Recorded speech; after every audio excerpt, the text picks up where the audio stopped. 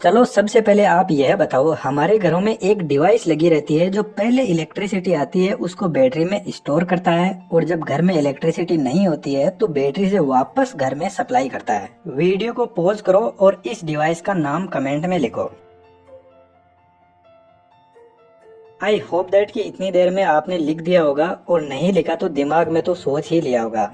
किसी ने इस डिवाइस का नाम इन्वर्टर लिखा होगा तो किसी ने रेक्टिफायर लिखा होगा, लेकिन यह डिवाइस ना ही तो इन्वर्टर है और ना ही रेक्टिफायर है। इस डिवाइस का नाम है कन्वर्टर। जी हाँ, कन्वर्टर। आपको पता है हमारे घरों में एसी यानी अल्टरनेटिंग करंट आता है, उसको यह कन्वर्टर डीसी यानी डायरेक्ट करंट में कन्वर्ट करता है और बैटरी में स्टोर करता है। जब यह एसी को डीसी में कन्वर्ट करता है तो इसको बोलते हैं रेक्टिफायर। और जब घर में सप्लाई चली जाती है तो यह बैटरी की डीसी पावर को वापस एसी में कन्वर्ट करता है, और इस टाइम इसको बोलते हैं इन्वर्टर। तो इन्वर्टर और रेक्टिफायर का जो एक कॉम्बिनेशन होता है उसको हम बोलते हैं कन्वर्टर, जो एसी टू डीसी और डीसी टू एसी कन्वर्ट करता है। चलो सबसे पहले यही देख लेते हैं कि यह कन्वर्टर एसी सप्लाई को डीसी में कैसे कन्वर्ट करता है। हमारे घर में जो एसी सप्लाई आती है उसकी वेवफॉर्म कुछ इस टाइप से होती है, जिसको sinusoidal in short sine wave बोलते हैं। और बैटरी में स्टोर होती है डीसी कुछ इस टाइप की, यानी हमें इस साइन वेव को डायरेक्ट करंट में बदलना है।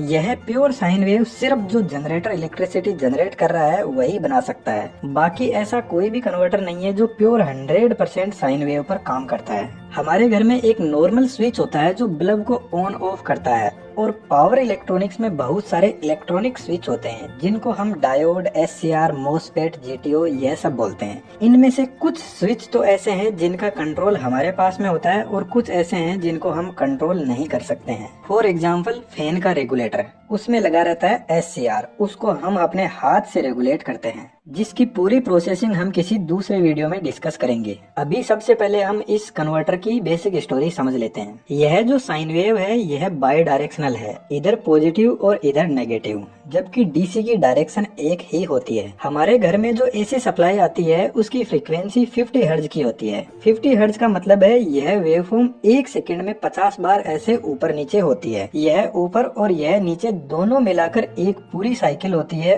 और इस टाइप की 50 साइकिल 1 सेकंड में कंप्लीट होती है। इतनी फास्ट यह ट्रेवल करती है। एक जो कंप्लीट साइकिल होती है वह 360 डिग्री की होती है, यहाँ से यहाँ तक 180 डिग्री पॉजिटिव साइड में और 180 से 360 डिग्री नेगेटिव साइड में। अब मान लो जैसे हम सुपरमैन से भी फास्ट हो जाते हैं, और हमारे जो घर वाला स्विच है उसको कुछ इस तरीके से ऑपरेट करते हैं कि जब यह साइन वेव इधर पॉजिटिव साइड में जाएगी तो स्विच ऑन कर देंगे, और इस पॉइंट से जैसे ही नेगेटिव साइड में जाएगी तो स्विच ऑफ कर देंगे। जब वापस पॉजिटिव साइड में आएगी तो स्विच ऑन कर देंगे, और फिर नेगेटिव में जाएगी तो स्विच ऑफ कर देंगे। कर लोगे ना इतना फास्ट काम? 1 सेकंड में 50 बार स्विच ऑन ऑफ करना है। तो जब हमने आउटपुट में वेवफॉर्म को देखा तो नेगेटिव साइड में जो भी साइन वेव थी उसको स्विच ने ब्लॉक कर दिया, और हमें जो एसी सप्लाई बाई डायरेक्शनल थी उसको सिंगल डायरेक्शन में बदल दिया। अब सिंपल सी बात है, हमारे घर में जो स्विच है वह तो इतना फास्ट काम कर नहीं पाएगा, इसलिए पावर इलेक्ट्रॉनिक स्विच बनाए गए जिनमें डायोड, एससीआर, मॉसफेट, जीटीओ यह सब होते हैं। तो जो आउटपुट में अपने को वेवफॉर्म मिली है यह डायोड बनाता है। डायोड सिर्फ पॉजिटिव साइकिल को ही पास करता है, नेगेटिव साइकिल को ब्लॉक कर देता है, और हमें आउटपुट में कुछ इस टाइप की वेवफॉर्म मिल जाती है। और इस टाइप का जो रेक्टिफायर होता है इसको बोलते हैं हाफ वेव रेक्टिफायर, क्योंकि हमें आधी ही वेवफॉर्म मिली है। और इसका जो पावर इलेक्ट्रॉनिक सर्किट होता है वह कुछ इस टाइप से बनता है। इधर से सप्लाई दी जाती है 220 वोल्ट एसी, यहाँ पर डायोड लगा हुआ है, और आउटपुट में हमें कुछ इस टाइप की वेवफॉर्म मिल जाएगी इन दोनों पॉइंट पर। लेकिन हमें तो पूरी वेवफॉर्म चाहिए, इसके लिए 4 डायोड का सर्किट बनाते हैं कुछ इस टाइप का, और इसे बोलते हैं फुल वेव रेक्टिफायर।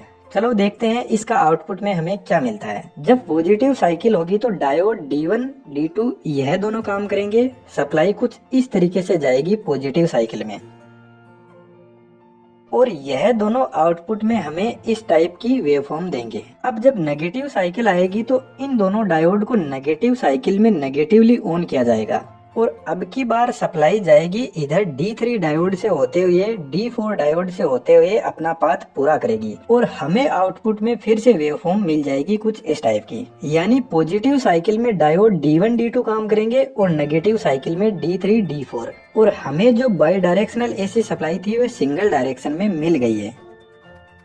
लेकिन यहाँ पर अभी तो बहुत सारे हार्मोनिक्स है। हार्मोनिक्स बोलते हैं हमें तो डीसी चाहिए थी कुछ इस टाइप की, और मिला क्या है हमें यह सब। यानी हमारी सप्लाई सिंगल डायरेक्शन तो हो गई है लेकिन प्योर नहीं है, उसमें बहुत सारे हार्मोनिक्स है। डायोड एक बहुत ही बेसिक स्विच होता है जो अनकंट्रोल्ड होता है, लेकिन कुछ कंट्रोल्ड स्विच भी आते हैं जिनमें एससीआर, जीटीओ, आईजीबीटी, मोस्फेट, वैसे एससीआर सेमी कंट्रोल्ड होता है। जो रेक्टिफायर का काम करने का तरीका है वह सेम टू सेम ऐसा ही होता है, बस हमें प्योर डीसी के अलग अलग स्विच काम में लेते हैं। जैसे फॉर एग्जाम्पल इसी वेवफॉर्म में यदि हम एक ऐसा कंट्रोल स्विच काम में ले जो जब यह वेवफॉर्म इस पोजीशन पर आए तब ऑन हो जाए और इस पोजीशन पर आए तो ऑफ हो जाए, तो हमें आउटपुट में मिलेगी कुछ इस टाइप की वेवफॉर्म। और यह सब जीटीओ, मोस्फेट, आईजीबीटी यह कंट्रोल स्विच होते हैं जिनको हम जहां पर चाहे वहां पर ऑन ऑफ कर सकते हैं, और एसी को डीसी में इस तरीके से बदल दिया जाता है। अब यह भी प्योर डीसी तो नहीं है, लेकिन हाँ कुछ डीसी जैसी लग रही है। अब इस डीसी को और अच्छी फॉर्म में बदलने के लिए इंडक्टर, कैपेसिटर, बहुत सारे ऐसे पावर इलेक्ट्रॉनिक स्विच लगाए जाते हैं और इस आउटपुट वेवफॉर्म को स्मूथ बनाया जाता है।